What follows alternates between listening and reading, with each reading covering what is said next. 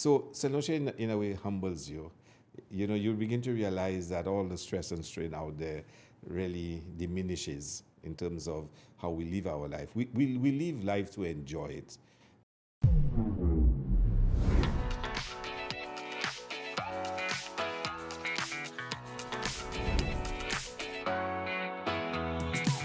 Hello everyone, my name is Milos Stojanovic. I'm an entrepreneur, CEO and founder of Soland.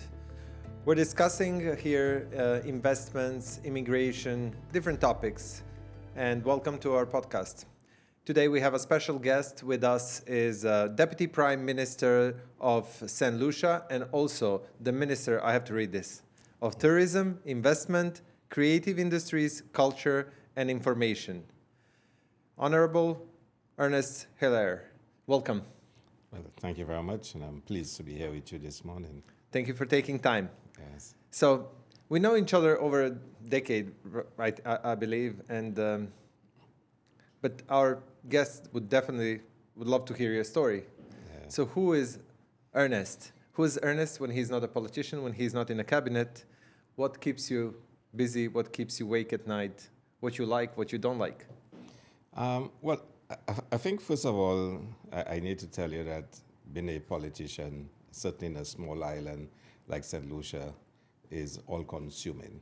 There's not much time to do everything else.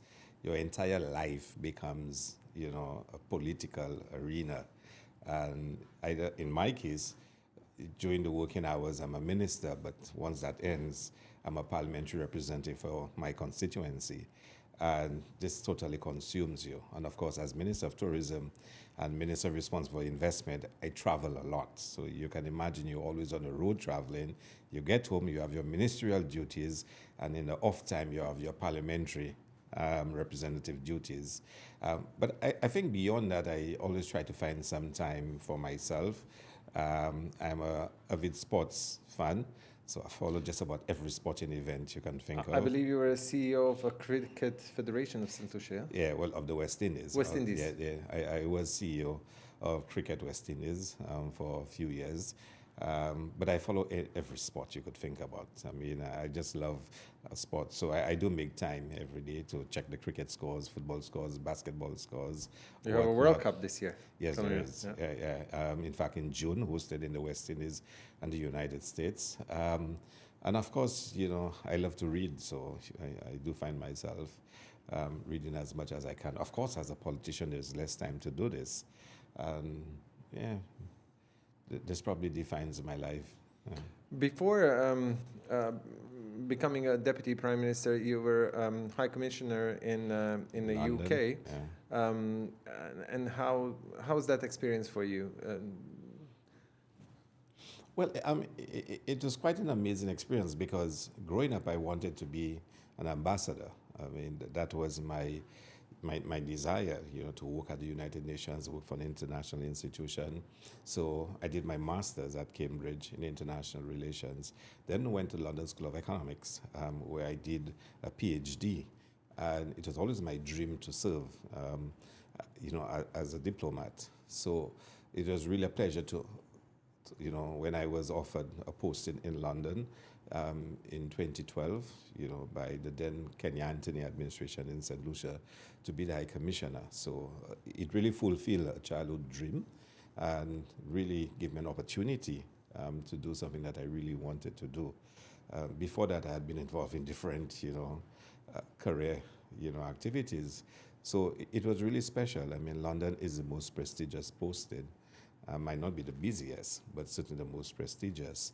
And of course, I love London. I mean, I'd been a student in London. So I got to know London not just as a student, but now as a diplomat. So you really know, the best of London. And at the same time, you also know all the little ins and outs, which you would have learned as a student.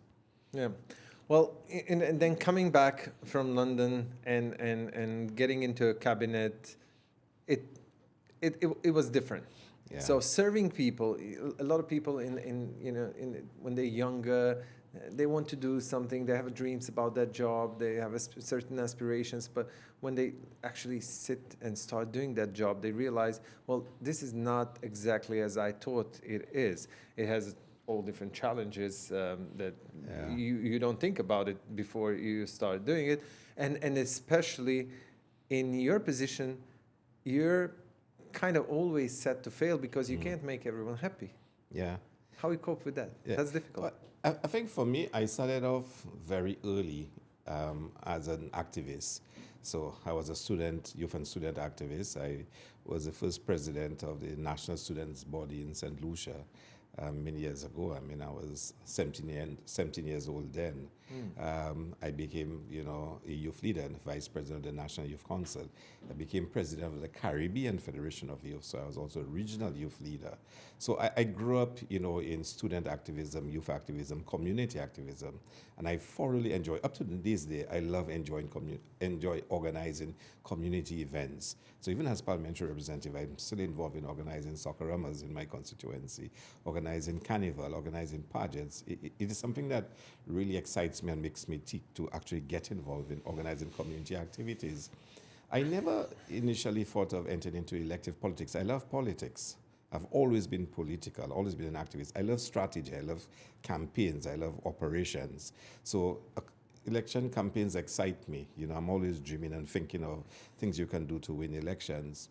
But after serving as High Commission, I wanted to return home because I'd lived out of Saint Lucia for many years. I'd lived in Barbados, I'd lived in Antigua and New York, working for McKinsey. And I really wanted to, go back to Saint Lucia. But what was there to do, really?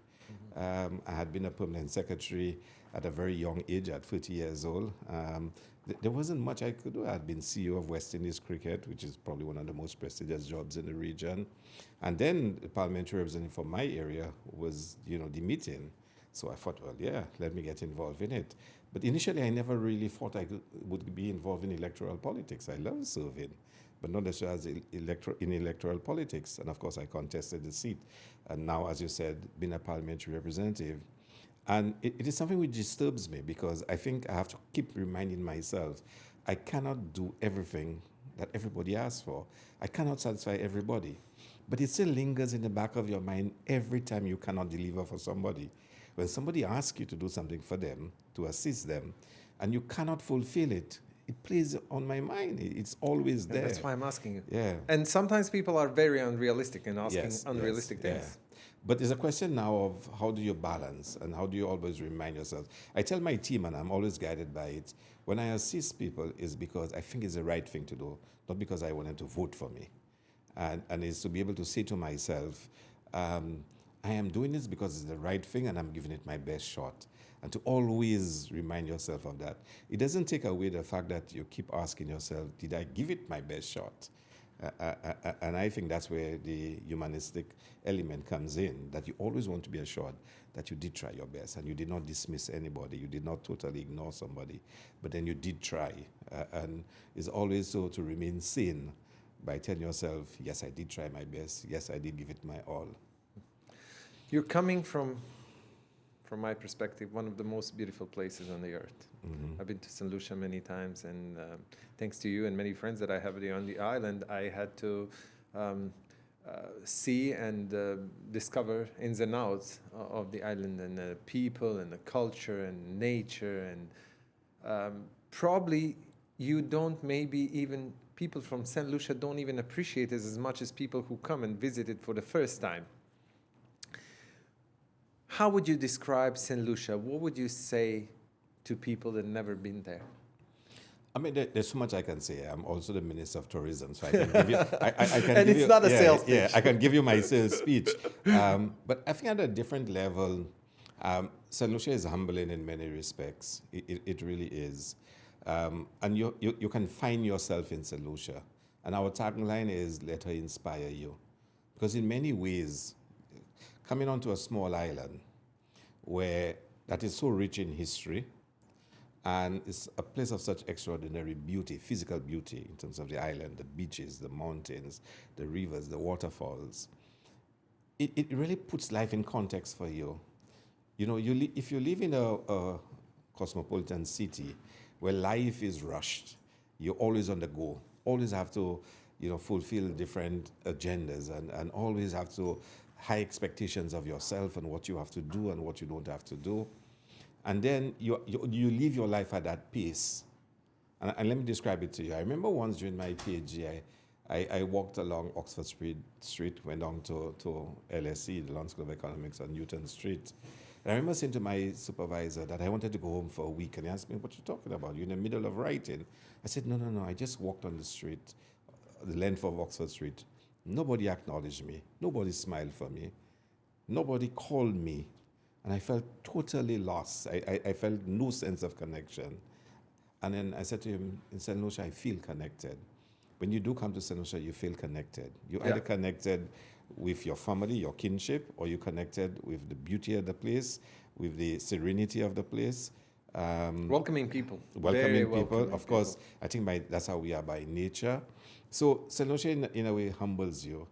You know, you begin to realize that all the stress and strain out there really diminishes in terms of how we live our life. We live life to enjoy it, you know, and I think that's fascinating. You must live life to enjoy life. St. Lucia is also #1 destination for honeymoons in the world. Yes, it is. Yeah. It probably says a lot. That's fascinating. Yeah, how we can seduce people. I mean, just by... So it tells you want to spend somewhere probably one of the few most special moments in your life, honeymoon.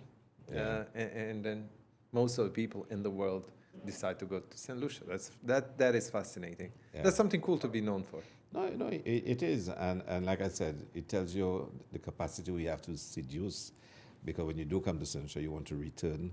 And it has that charm about it.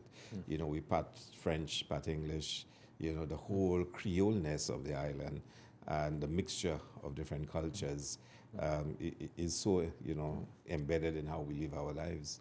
Being in the industry that I am, I've learned something else about St. Lucia that wasn't on my mind before. People don't come anymore to St. Lucia just for vacations, just for pleasure. People start coming to St. Lucia to do business. It has become a destination for investment tourism, for investors. And I see that more and more. And I hear word St. Lucia more and more. What happened?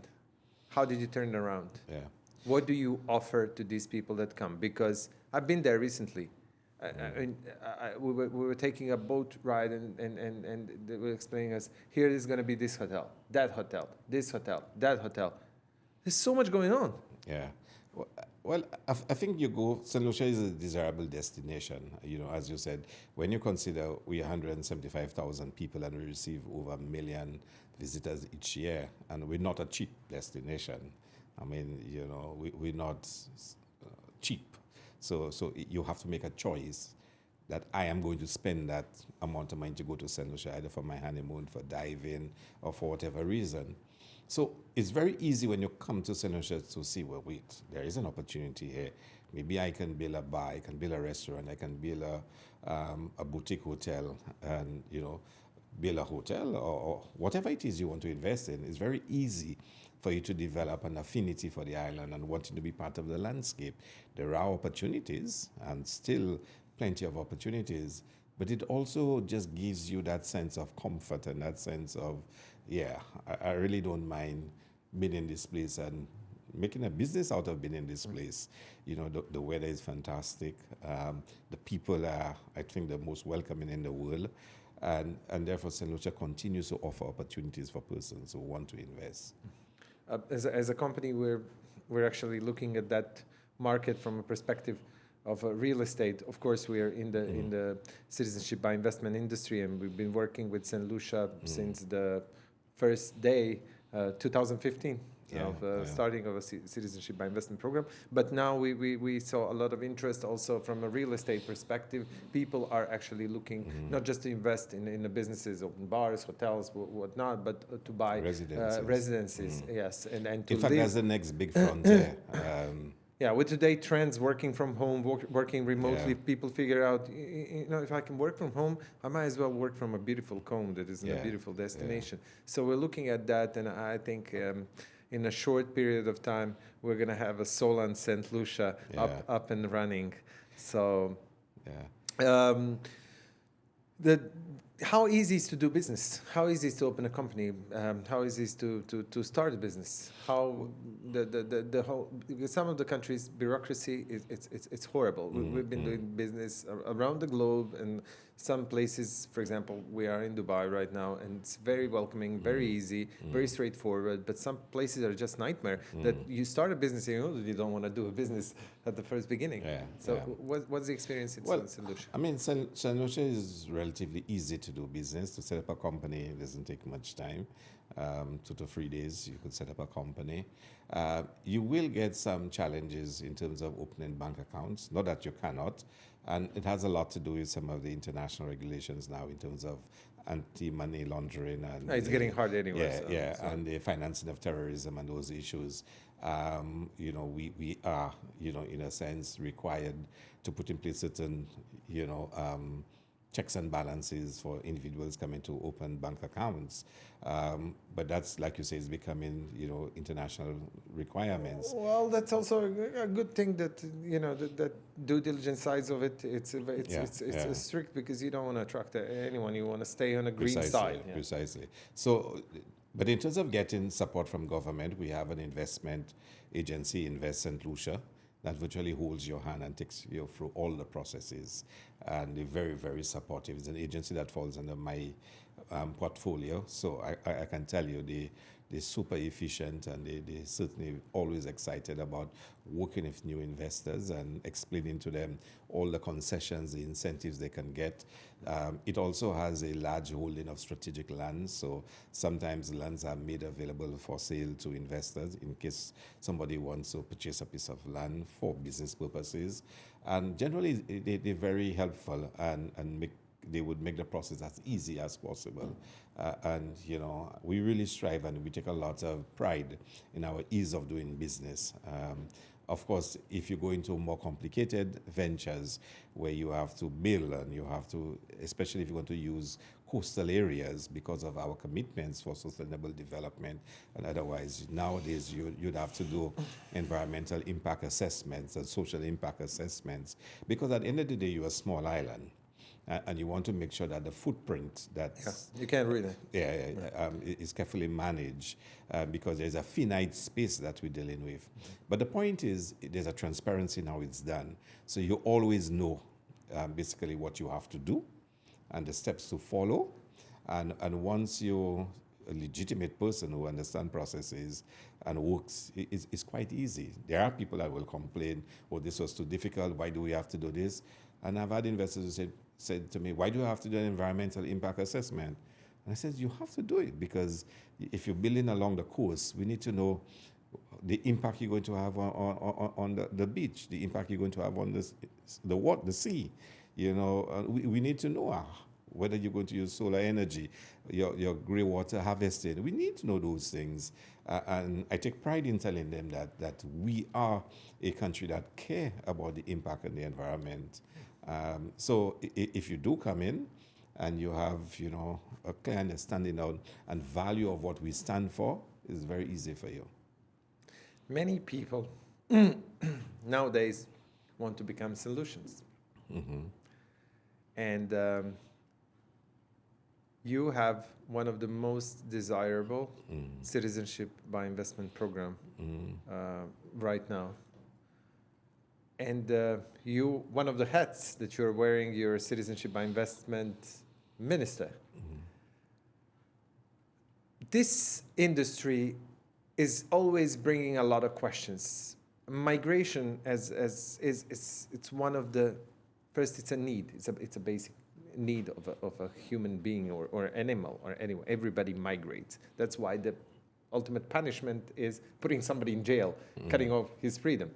So it's been always there, and people migrated on different ways from one country to another, one continent to another, but this industry of citizenship by investment is for the world relatively new.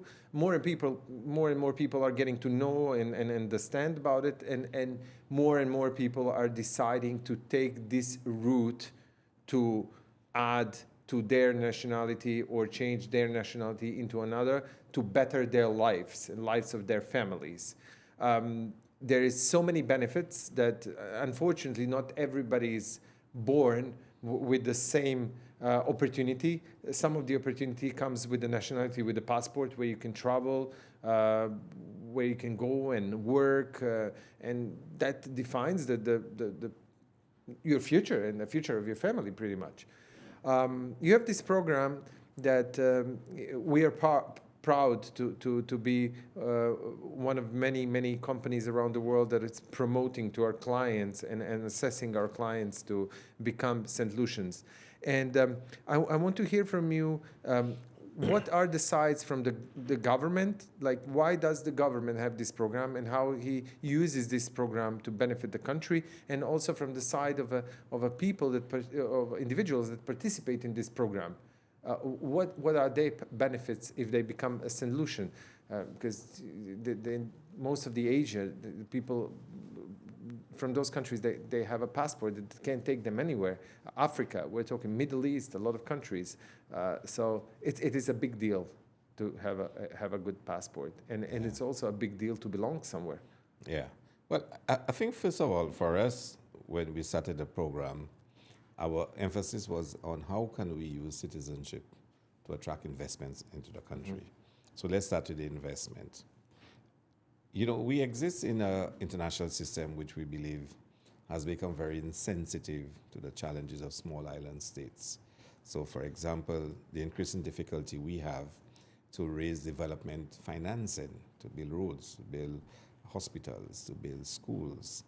And especially in our situation where, because of the changing climatic conditions, we face some particular challenges. So, for example, you could take a loan, build roads, bridges, and there is a storm, hurricane, it's destroyed. You have to take another loan to rebuild it, but you still have to pay the previous loan. Yeah. So, and you don't get those loans anymore on concessionary rates. They actually, at very high commercial rates. The grants are also drying up. Inflation is wreaking havoc on our, standards of living. And there's so many challenges we face. We need to create jobs for each generation, each year that would leave school.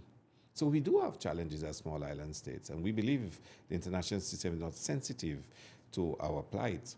So we need to find ways and means and to leverage our assets to be able to raise revenue and for us to be able to attract investment. So the program now becomes very vital from that perspective, because you use the program, you attract persons who make donations or buy shares in real estate and, can help in the development of the country. Because, if more hotels are built, more jobs, more people can come in, more money is spent, and of course, through donations, the government raises revenue. So the programs are of fundamental importance to us. And therefore, from that perspective, you can understand why we place a lot of store and value on the programs. For the person receiving citizenship, it's also an opportunity for them to be able to come to our islands and to invest, to have new beginnings, whether career-wise, whether it is an opportunity for them from time to time, if they should have reason to travel, they do have a second home that they can come to. And like you said, some persons just don't have the luxury of having, travel documents because of their circumstances. And there's an opportunity for them to really belong to somewhere.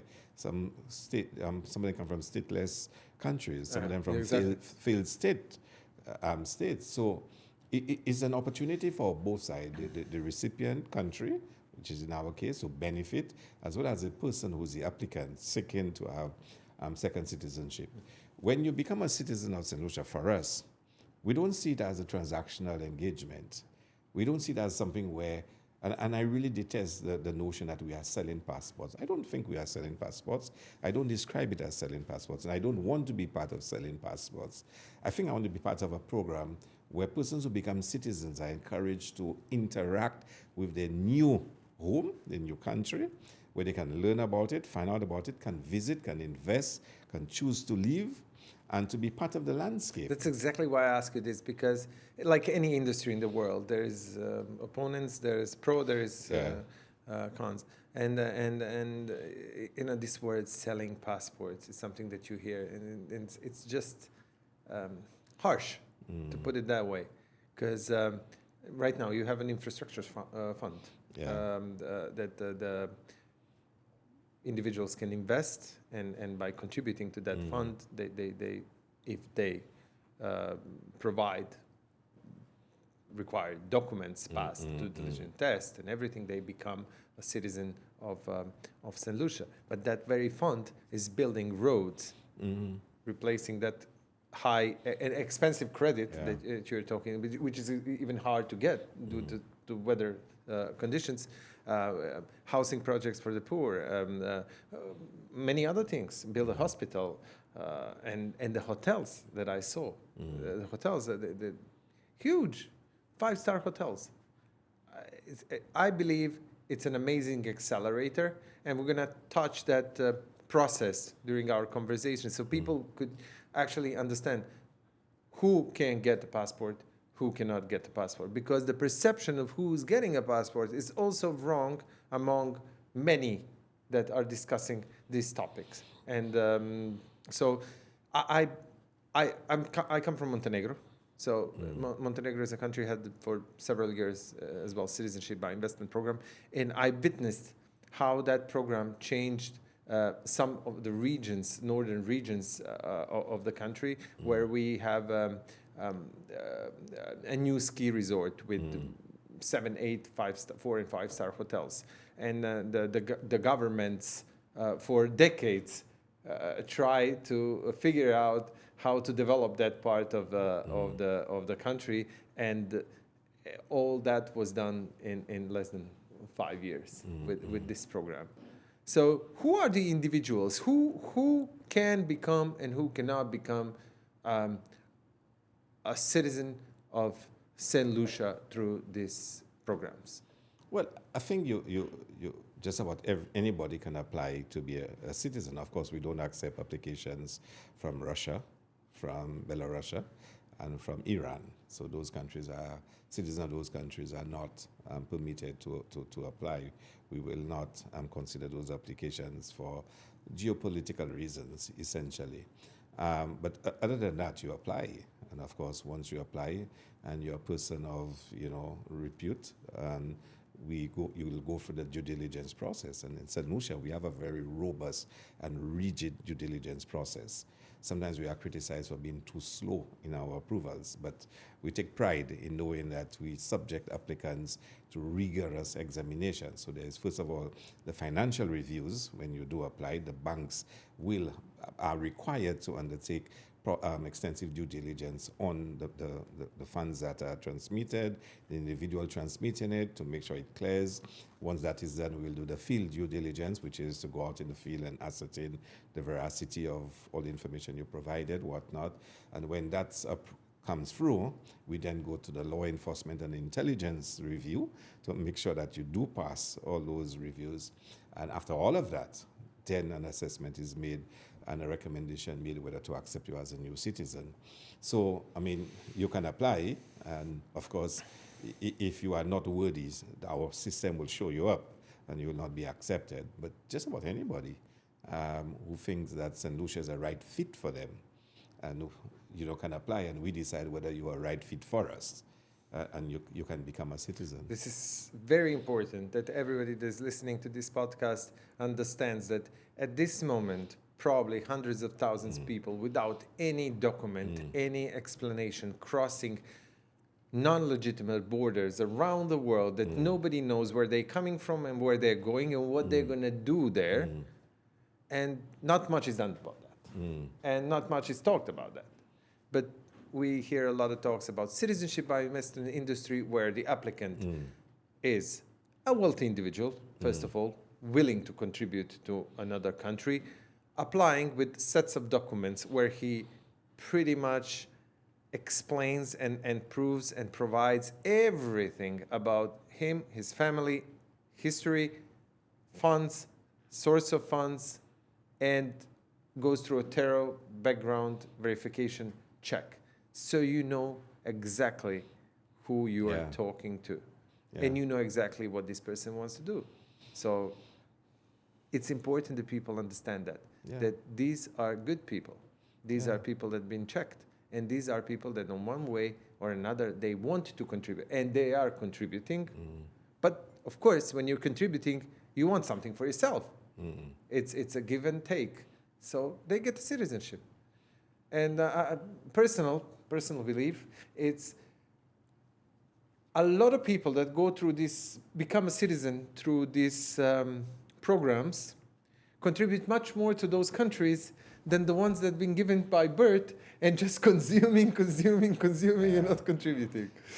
Well, I mean, I wouldn't exactly go down that road because this is a very touchy subject for a lot of individuals who, especially those who don't support the program, because they believe that those new citizens don't really contribute to the country. They don't come to live there. They don't really make a contribution in a direct way, which is not entirely true because they make an investment into the country. And of course, well, I know at least two new Saint Lucians that are making investment, if I am wrong, over $300-400 million in Saint Lucia. Yeah, well, I mean, we do have in Saint Lucia success stories of citizens who are investing in Saint Lucia, and there's no doubt about that. We do have success stories. We want more success stories, though. And we want more persons who have become citizens to invest in the country. But there's always a complaint that you have individuals getting our citizenship, they don't come to the country. And this is why when we started in 2015, we actually dubbed our program Beyond the Passport, to make a clear statement that we thought it had to be more than a passport. You had to build that connectedness with the island. And we actually hired somebody in the office we call a relationship officer, citizenship relationship officer, whose role was to contact all the new citizens and to continuously update them on what was happening in Saint Lucia and inviting them to be part of our carnival, part of our jazz, part of all our cultural celebrations, spend Christmas in Saint Lucia. We sought to build that relationship because you've become a citizen. We want you to be connected to the island. We don't want this to just be people just spend money, get a citizenship, they get a passport, and it ends there. We did not want it to be transactional. We wanted it to be interactional, where you are actually interacting with your new country, your new place of birth, really, you know. So I think we need to keep reinforcing those messages so that the Saint Lucians who are there by birth and by descent and marriage or naturalization see the economic citizen similarly, that somebody who's willing to be part of the landscape and not somebody who's just opportunistic. And I think that's where challenges arise when the programs come across as opportunistic. And sometimes we have to ask the question, who really benefits from the industry? Because there are a lot of players in the industry, the agents, the promoters, you know, the country itself. And you really have to keep focus because it's our citizenships that we're offering. And therefore, who should get the lion's share of the benefits? Should be us. Yeah. Should be us. This cannot become another kind of neo-colonial construct where most of the benefits do not accrue to the countries. And we have to jealously guard that.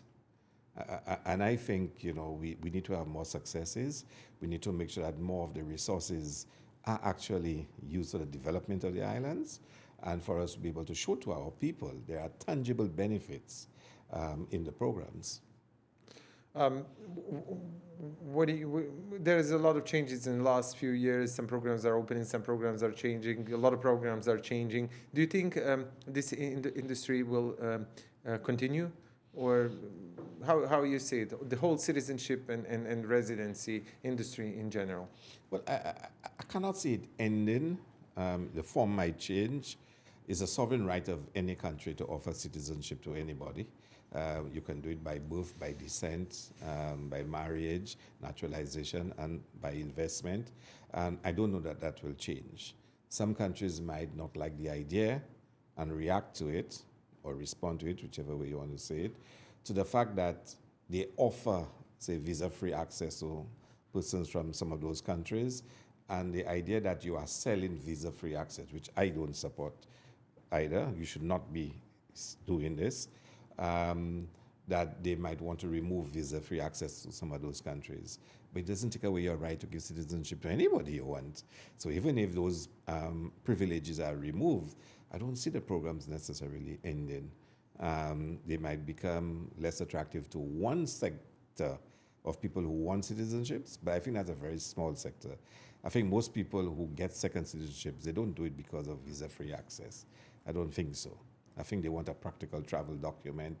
They want a second place they call home that they can go to if they want to. I think it's a complete game changer when you have when you're looking for investors, when you're creating that environment that you can actually make that investor a citizenship and make that investment place his or her home.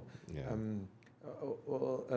One of the, how I see it, one of the successes of United Arab Emirates, where I live, is that they opened for everyone. They are giving a residency. They started with a golden visa, 10 years residency. They do not have a citizenship program here, but they have something that's called golden visa, which for 10 years gives you a right to stay, work, and live. But they are embracing people. They're embracing people from all around the world. It's very easy to operate, to open a company, to do business. Bureaucracy is on a probably the lowest level that I've ever seen in my entire life. So when you get all these benefits and when somebody wants you to come and tell you this is your home too, then you start thinking differently. Okay, I'm going to buy something. I'm going to buy something else. I'm going to invest. I'm going to have my kids here. I'm going to come here on vacation. So the ties is becoming stronger and stronger. And for the small countries, it's very important. As you say, we have a couple of 100,000 people. That's a limited human capacity to do something. Yeah. And if you bring talent, different expertise from all around the world,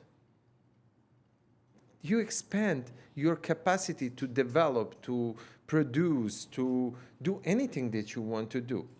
The best example of it is United States of America, once home of Native Americans. All these people that are now in United States, they're immigrants from somewhere. Their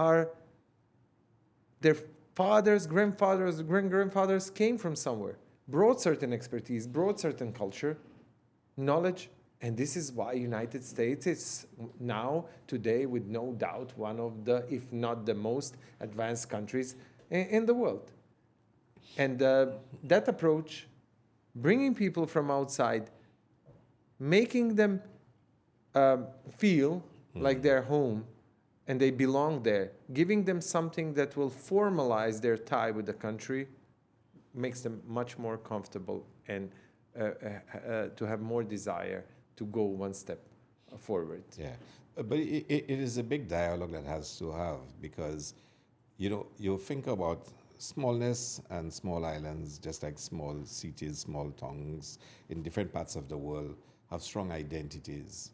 And when they start seeing dilution of those identities and a diffusion of those identities, it creates uncertainty. It is why in some places you have xenophobia, and you have persons who get really uneasy when they see what they call foreigners coming in to their space, because first of all, they don't understand the culture, the way of life, the mentality of those individuals coming in, and they feel a disruption of what they have. So there's always that unease, and you're absolutely right. There's a necessity for us to build that. And it's a problem that the whole of Europe is facing now. How do you integrate, persons of different cultural backgrounds that are now beginning to live in those various countries? Still an issue in the United States of America.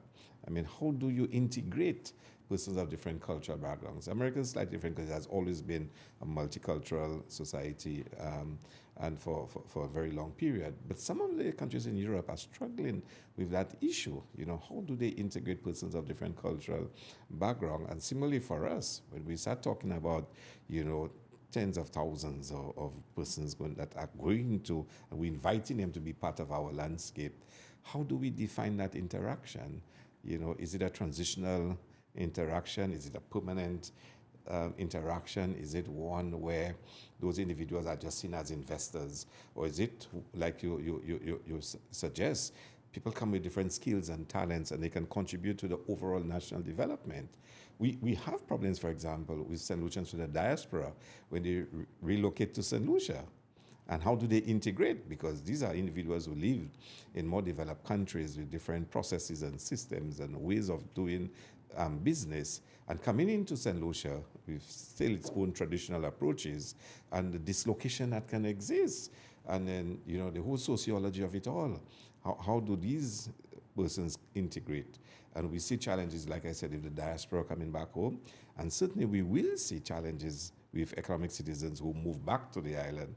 Now, there's a solution, but it's something that has to be managed, and it is something that we have to be very focused on, and to be able to see when you do come to St. Lucia, you are welcome. It's our nature to welcome. I mean, it's probably one of the reasons why our tourism is so successful in the entire Caribbean, and especially from my perspective, St. Lucia. Because of our welcoming nature, we have been accustomed for hundreds of years of welcoming people to our shores. Our forefathers did it, and we have done it well in terms of, welcoming people and treating them well. When somebody comes to your home in St. Lucia, the first thing you want to do is to share with them, to take them around, to go and cook some food somewhere with them, go on what we call a lime. You go and lime by some partners, you play dominoes, you play cards, you listen to music, you argue sports, you argue politics. That's just how we live our lives. So, we're very welcoming. And therefore, it is something we just need to be deliberate about it, to say to new citizens, when you do come to St. Lucia, there are opportunities for you. You are welcome, and there is space for you. And for our own people to be able to see that there are tangible benefits of that integration and that welcoming. And it's not transitional. It's not somebody coming for 2 weeks vacation and leaving. This is somebody that will be here for a longer period, living, working, and therefore we have to treat them as part of our landscape. That's great, and I think you should more promote these success stories, because there are many, and people maybe don't know about them, and encouraging people to come and to see themselves. And I think everybody should come from the country where they have a citizenship given this way or in another way. They should go and learn about that country, learn about the culture, and see if they're entrepreneurs, if they're businessmen, see the opportunities. Because in St. Lucia, what I've seen, there certainly are many. I know you are a very busy man, and we have to. We're coming to an end of this conversation. So we have one thing that. On the end of a podcast, our guest ask a question to our next guest without knowing who that next guest is.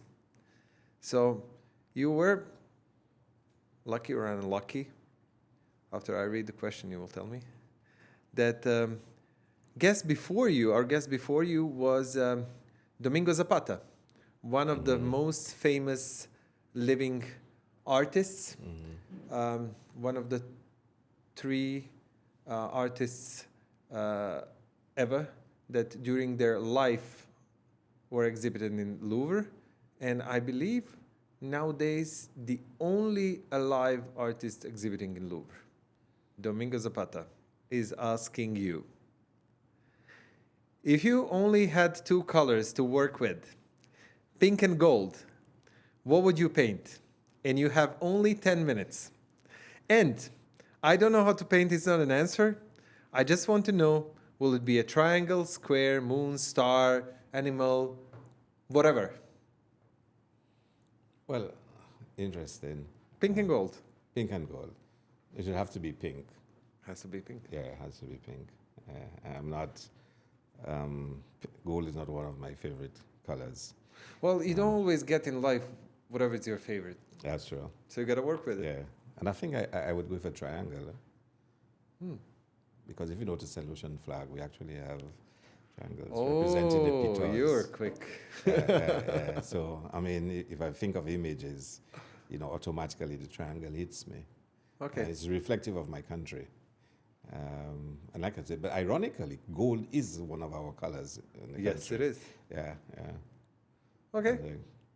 But so I now need to ask a question. You now have to ask a question to our next guest without knowing who. I won't know, but you know, again, I in responding to the question, I reflected on my own island, my own existence, you know, from a small island.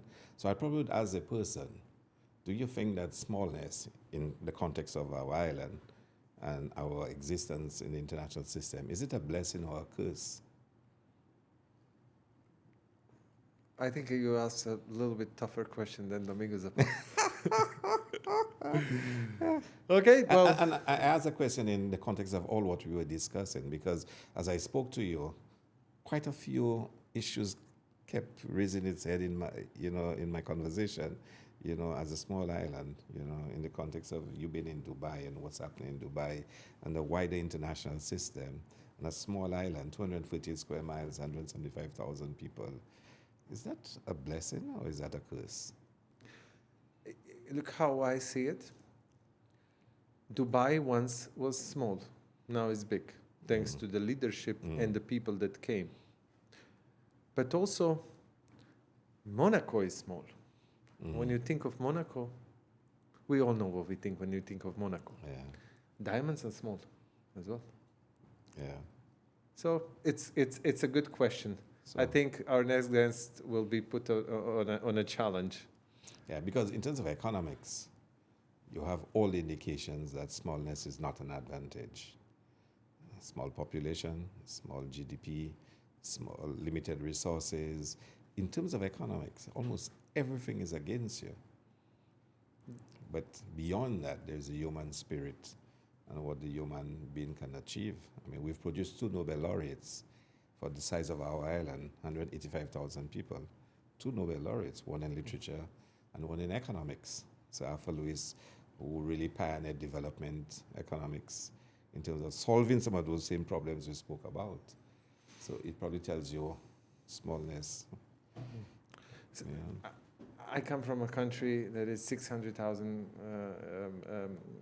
population of 600,000. And not a while ago, I was walking with my son and daughter. They are now 9 and 7. They were smaller at that time. And they said, you know, Dad, we're so special, being Montenegrins. And, you know, I was curious why they think that. It's like, why are we special? I said, because we're so rare, so hard to find. And I said, what's about that? And my daughter said, it's like diamonds. They're rare. That's why they're precious. Yeah. So maybe small is sometimes a disadvantage, but I'm sure in many ways it could be advantage as well. Yeah. Thank you. Thank you so much for your time. It was a lovely conversation, and hopefully next one we do in a little bit different setting, somewhere on the beach in for sure. Saint Lucian. Yeah, yeah. Thank you. With a nice rum and coke or something. Yep, definitely. Thank you very much. Yeah. All the best.